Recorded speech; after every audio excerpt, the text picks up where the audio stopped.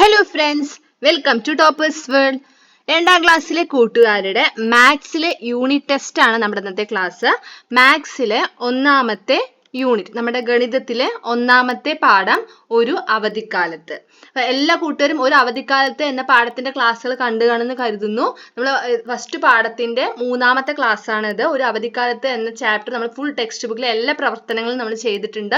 Class കാണാത്ത കൂട്ടുകാരുണ്ടെങ്കിൽ കാണുക. അതുപോലെ നമ്മുടെ ഗണിതം മാത്രമല്ല, നമ്മുടെ എല്ലാ സബ്ജക്റ്റിന്റെ ക്ലാസ്സുകളും നമ്മൾ അപ്ലോഡ് ചെയ്തിട്ടുണ്ട്. എല്ലാ ക്ലാസ്സിന്റെ ലിങ്കും നമ്മൾ ഡിസ്ക്രിപ്ഷൻ ബോക്സിൽ കൊടുത്തിട്ടുണ്ട്. അപ്പോൾ ഒരു അവധിക്കാലത്ത് എന്ന പാഠത്തിന്റെ യൂണിറ്റ് ടെസ്റ്റ് ആണ് നമ്മൾ ഇന്ന് ചെയ്യാൻ പോകുന്നത്. നമുക്ക് ക്ലാസ് സ്റ്റാർട്ട് ചെയ്യാം. അപ്പോൾ 1ാമത്തെ പ്രവർത്തനം, ഫസ്റ്റത്തെ പ്രവർത്തനം, 8 പ്രവർത്തനങ്ങളാണ് നമുക്കുള്ളത്. 1ാമത്തെ പ്രവർത്തനം 10ഉം 10ഉം എന്നാണ് പ്രവർത്തനത്തിന്റെ പേര്. പൂർത്തിയാക്കുക. ഇവിടെ നോക്കുക, എന്താ പൂർത്തിയാക്കേണ്ടത് നമുക്ക് ചോദ്യം കാണുമ്പോൾ തന്നെ മനസ്സിലാവും അല്ലേ. അതായത് നമ്മൾ പത്തുകളെ കുറിച്ച് നമ്മുടെ 1ാമത്തെ പാഠത്തിൽ നമ്മൾ പഠിക്കുന്നുണ്ട്. 2 10കൾ ചേർന്നാൽ എത്രയാണ്, 3 10കൾ ചേർന്നാൽ എത്രയാണ്, അങ്ങനെ 4 10ഉം 5 10ഒക്കെ ചേർന്നാൽ എത്രയാണ് ആവുക എന്നുള്ളത് നമ്മൾ പഠിച്ചതല്ലേ. അപ്പൊ അത് തന്നെയാണ് പ്രവർത്തനം 1ഉം. 20 നമ്മൾ സംഖ്യ തന്നിട്ടുണ്ട് അല്ലെ. ഈ വട്ടത്തിനകത്ത് നമ്മൾ എത്രയാണ് സംഖ്യ എഴുതിയിരിക്കുന്നത് നോക്കുക. 20 2 10കൾ ചേർന്നാൽ എത്രയാണ്, 20. ഇതുപോലെയാണ് നമ്മൾ ഇവിടെ കംപ്ലീറ്റ് ചെയ്യേണ്ടത്, പൂർത്തിയാക്കേണ്ടത്. അപ്പൊ അടുത്തത് 20ന് കൂടെ 10 ചേർന്നാൽ എത്രയാണെന്നുള്ളത് ഇവിടെ എഴുതണം. 3 10കൾ ചേർന്നാൽ എത്ര എന്ന് ഇവിടെ എഴുതുക. വാക്ക് നമ്മൾ എന്ത് ചെയ്യണം, ആ സംഖ്യയുടെ പേരാണ് അല്ലെ എഴുതേണ്ടത്. 3 10കൾ ചേർന്നാൽ എത്രയാണ് എഴുതുക. ഇതുപോലെ 20, അതുപോലെ അടുത്ത എത്രയാ, 3 10കൾ ചേർന്നാൽ 30 അല്ലെ.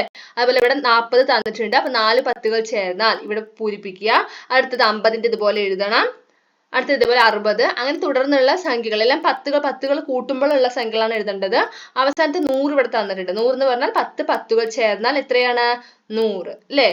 ഇതൊരു 6 മാർക്കിന്റെ ചോദ്യമാണ്. അടുത്തത് പ്രവർത്തനം 2, എത്ര 10കൾ എത്ര 1കൾ.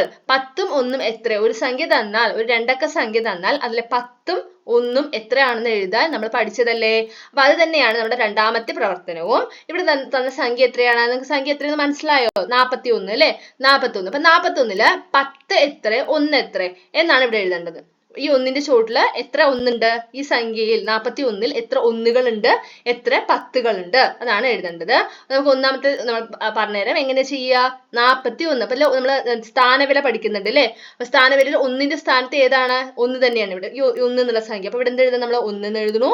അടുത്തത് 10ന്റെ സ്ഥാനം, ഇതാണ് 10ന്റെ സ്ഥാനം. 10ന്റെ സ്ഥാനത്ത് ഏതാണ് സംഖ്യ, 4. അപ്പൊ ഇവിടെ നമ്മൾ എന്ത് എഴുതുന്നു, 4. ഓക്കെ. അതേപോലെ അടുത്തടുത്ത സംഖ്യകളിൽ ഇതുപോലെ ചെയ്യുക. 23, 76, 54. ഇതിന് 10കളും 1കളുമാണ് എഴുതേണ്ടത്. 4 മാർക്കിന്റെ ചോദ്യമാണ്. അടുത്തത് 3ാമത്തെ പ്രവർത്തനം. 3ാമത്തെ പ്രവർത്തനത്തിൽ കുറച്ച് ചിത്രങ്ങളാണ് തന്നിരിക്കുന്നത്. ആദ്യം ഈ ഇലകൾ നോക്കുക. ഇലകളിൽ എഴുതിയിരിക്കുന്ന സംഖ്യകൾ നോക്കുക. വിട്ടുപോയ സംഖ്യ എഴുതുക. ഇവിടെ നോക്കൂ, ഒരു ഇലയിൽ ഒരു സംഖ്യ എഴുതിയിട്ടില്ല അല്ലെ. അത് തുടർച്ചയായിട്ടുള്ള സംഖ്യകളാണ്. അപ്പൊ 21, 22, അടുത്ത സംഖ്യ ഇവിടെ എഴുതിയിട്ടില്ല. അതാണ് 1ാമത്തെ ചോദ്യം. അടുത്തത് ഇതിൽ നോക്കിക്കേ, ഇവിടെ കുറച്ച് സംഖ്യകൾ എഴുതിയിട്ടുണ്ട്. ഏത് സംഖ്യയും വിട്ടുപോയിട്ടൊന്നുമില്ല. 43, 44, 45, 46, 47. 45നും 47നും നടുവിലുള്ള സംഖ്യ എത്ര, അല്ലെങ്കിൽ ഇടയിലുള്ള സംഖ്യ എത്ര എന്ന് ചോദിക്കും. അപ്പൊ 45നും 47നും ഇടയിലുള്ള സംഖ്യ എത്രയാണ്, അതാണ് ഇവിടെ എഴുതേണ്ടത്. അടുത്തത് ഈ ടിവിക്ക് അകത്തുള്ള സംഖ്യകൾ നോക്കൂ. 33, 32, 33, 34, 35, 36. 35ന് മുമ്പുള്ള സംഖ്യ എത്ര, അപ്പൊ മുമ്പും ശേഷവും. 35ന് മുമ്പുള്ള സംഖ്യ എത്ര എന്നാണ് ചോദ്യം. ശേഷമുള്ള 35ന് തൊട്ട് മുമ്പുള്ള സംഖ്യ എത്ര, അതാണ് ഇവിടെ എഴുതേണ്ടത്. 3 മാർക്ക് ക്വസ്റ്റ്യൻ ആണ് കേട്ടോ, 3 മാർക്കിന്റെ ചോദ്യമാണ്. അടുത്തത് പ്രവർത്തനം 4, ആഴ്ചകളും മാസങ്ങളും. നമ്മുടെ 1ാമത്തെ പാഠത്തില്, ഒരു അവധിക്കാലത്ത് എന്ന പാഠത്തില് നമ്മൾ ആഴ്ചകളെ കുറിച്ചും ഒരു വർഷത്തിൽ എത്ര മാസങ്ങളുണ്ട് എന്നൊക്കെ നമ്മൾ പഠിച്ചില്ലേ. മാസങ്ങളുടെ പേരുകളൊക്കെ എല്ലാ കൂട്ടർക്കും എഴുതാറിയില്ലേ. അത് തന്നെയാണ്, വളരെ ഇമ്പോർട്ടന്റ് ആയിട്ടുള്ള ചോദ്യമാണ്. മാസങ്ങളുടെയും ആഴ്ചകളുടെയും പേരുകൾ തെറ്റുകൂടാതെ എഴുതാൻ പഠിക്കണം. ഇനിയും അറിയാത്ത കൂട്ടുകാരുണ്ടെങ്കിൽ തീർച്ചയായിട്ടും പഠിക്കുക, നമ്മുടെ ക്ലാസ് കാണുക. അപ്പൊ മാസങ്ങൾ, നമുക്ക് എത്ര മാസമാണ്, ഒരു വർഷത്തിൽ എത്ര മാസങ്ങളാണ് ഉള്ളത്, എത്ര മാസങ്ങളുണ്ട്, അതെ എത്ര മാസം, 12 മാസങ്ങളാണ് ഉള്ളത് അല്ലെ. 12 മാസം. അത് ഓരോ വർഷവും ഓരോ മാസങ്ങൾ മാറ്റങ്ങൾ എന്തെങ്കിലും വരുമോ, ഇല്ല. എല്ലാ വർഷവും ഈ 12 മാസങ്ങൾ തന്നെയാണ് ഉണ്ടാവുക. അപ്പോൾ നമ്മൾ മാസങ്ങൾ പഠിക്കുമ്പോൾ ഒരു ഓർഡർ ഉണ്ടാവും, ഒരു ക്രമത്തിൽ വേണം പഠിക്കാൻ. അല്ലാതെ ആദ്യം ഫെബ്രുവരി, പിന്നെ ജൂലൈ, അങ്ങനെ ഒരു ഓർഡർ തെറ്റി പഠിക്കാതെ കറക്റ്റ് ആയിട്ടുള്ള 12 മാസങ്ങളും അതേ ഓർഡറിൽ തന്നെ എഴുതാനും പഠിക്കുക. അപ്പൊ 2 മാസങ്ങൾ, ആദ്യത്തെ 2 മാസങ്ങളാണ്. ഫസ്റ്റ് മാസം ഏതാണ്? ഒരു വർഷം തുടങ്ങുമ്പോഴുള്ള ആദ്യ മാസം ഏതാ? ജനുവരി. അടുത്ത മാസം ഫെബ്രുവരി. അതിന് തുടർന്നുള്ള മാസങ്ങളാണ് നമ്മൾ ഇവിടെ എഴുതേണ്ടത്. അതാണ് ഇവിടെ എഴുതാൻ പറയുന്നത്. അപ്പൊ എന്ത് ചെയ്യുക? എല്ലാ മാസങ്ങളുടെ പേരുകളും തെറ്റുകൂടാതെ എഴുതുക. അതുപോലെ ആഴ്ചകൾ, ഒരാഴ്ചയിൽ എത്ര ദിവസങ്ങളാണ് ഉണ്ടാവുക? നമ്മൾ ആഴ്ചകൾ, ഓരോ ആഴ്ചയിലും എത്ര ദിവസങ്ങളാണ് ഉണ്ടാവുക? 7 ദിവസമാണ് ഉണ്ടാവുക അല്ലെ? 7 ദിവസം. ആ 7 ദിവസങ്ങളുടെ പേരുകളെല്ലാം കൂട്ടർക്ക് എഴുതാറിയില്ലേ? ഞായർ, തിങ്കൾ, ചൊവ്വ, ബുധൻ അല്ലെ? അപ്പൊ ആ ആഴ്ചകളുടെ പേര് എഴുതുക. ആ 7 ദിവസങ്ങളുടെ പേരും ഇതുപോലെ തെറ്റുകൂടാതെ എഴുതാൻ അറിയണം. അടുത്ത ചോദ്യം പ്രവർത്തനം 5. ഇതുപോലെ എക്സാമിന് ചോദിക്കാറുണ്ട്. ഒരു കലണ്ടറിന്റെ ഏതെങ്കിലും മാസത്തിന്റെ ഒരു ഭാഗം തരും, ഏതെങ്കിലും മാസം ഇതുപോലെ തന്നിട്ട് അത് റിലേറ്റ് ചെയ്തിട്ടുള്ള ചോദ്യങ്ങൾ ഉണ്ടാവും. ഓക്കെ, ഇപ്പൊ ഇവിടെ തന്നിരിക്കുന്നത് ഓഗസ്റ്റ് മാസത്തിന്റെ കലണ്ടർ, ഓഗസ്റ്റ് മാസമാണ് ഇവിടെ തന്നിരിക്കുന്നത് അല്ലെ?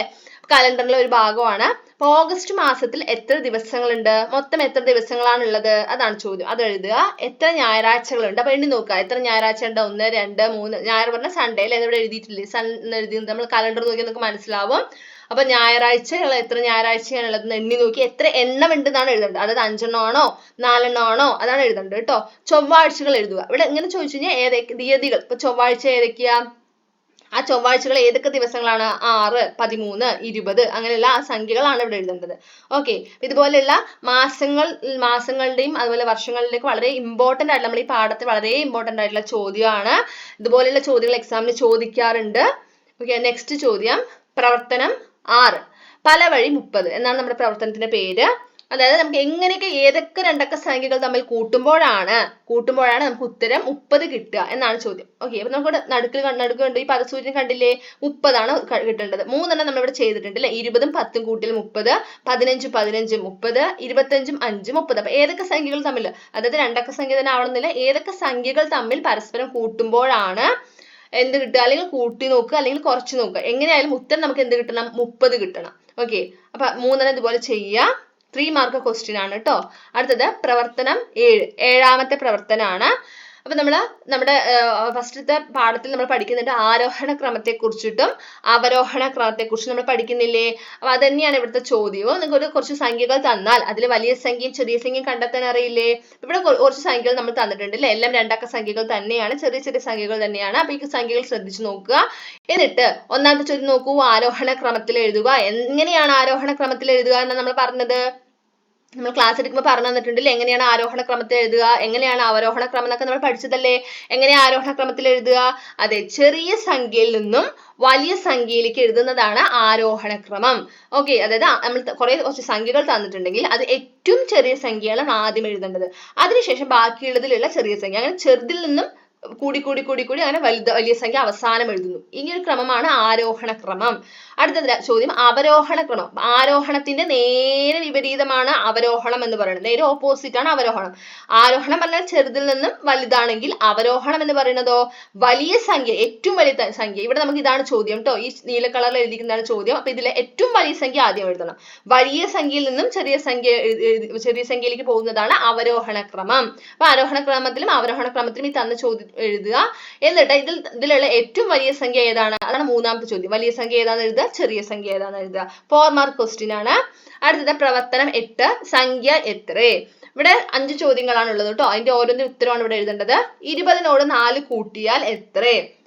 40ൽ നിന്നും 10 കുറച്ചാൽ എത്ര? 35 ഒന്നുകൾ ചേർന്നാൽ ഉള്ള സംഖ്യ ഏതാണ്? ഇതിനെല്ലാത്തിനും വേറെ വേറെ ഉത്തരങ്ങളാണ്, എല്ലാത്തിനും ഒരു ഉത്തരമല്ല. 3, 10ഉം 6, 1ഉം. 5നോട് 10 കൂട്ടിയാൽ എത്ര? അപ്പൊ ഇതാണ് സംഖ്യകൾ കണ്ടെത്തുന്നതാണ് നമ്മുടെ പ്രവർത്തനം 8. 8 പ്രവർത്തനങ്ങളാണ് ഉള്ളത്. 5 മാർക്ക് ചോദ്യമാണ് കേട്ടോ. അപ്പൊ 8 പ്രവർത്തനങ്ങളും ചെയ്ത് നോക്കുക. നിങ്ങൾക്ക് എന്തെങ്കിലുമൊക്കെ സംശയങ്ങൾ ഉണ്ടെങ്കിൽ നമ്മുടെ ഓരോ അവധിക്കാലത്ത് തന്നെ പാഠത്തിന്റെ ക്ലാസ് എടുത്ത് കാണുക. അതിൽ നമ്മൾ ഓരോ ചോദ്യങ്ങളും എങ്ങനെയാണ് കറക്റ്റായി ചെയ്യേണ്ടതെന്നുള്ളത് നമ്മൾ വളരെ ഡീറ്റെയിൽ ആയിട്ട് പറയുന്നുണ്ട്. ഇന്നത്തെ ക്ലാസ് എല്ലാ കൂട്ടുകാർക്ക് ഇഷ്ടമായോ? അപ്പൊ യൂണിറ്റ് ടെസ്റ്റ് എല്ലാവരും മറക്കാതെ ചെയ്ത് നോക്കുക. എല്ലാ സബ്ജക്റ്റിന്റെ യൂണിറ്റ് ടെസ്റ്റ് നമ്മൾ അപ്ലോഡ് ചെയ്യുന്നുണ്ട്, അതെല്ലാം ചെയ്ത് നോക്കുക. ക്ലാസ് ഇഷ്ടമായി ലൈക്ക് ചെയ്യുക. അപ്പോൾ നിങ്ങളുടെ കൂട്ടുകാർക്ക് ഷെയർ ചെയ്യുക. നമ്മുടെ ചാനൽ ആദ്യമായി കാണുന്ന കൂട്ടുകാരാണെങ്കിൽ സബ്സ്ക്രൈബ് ചെയ്യുക. Thank you.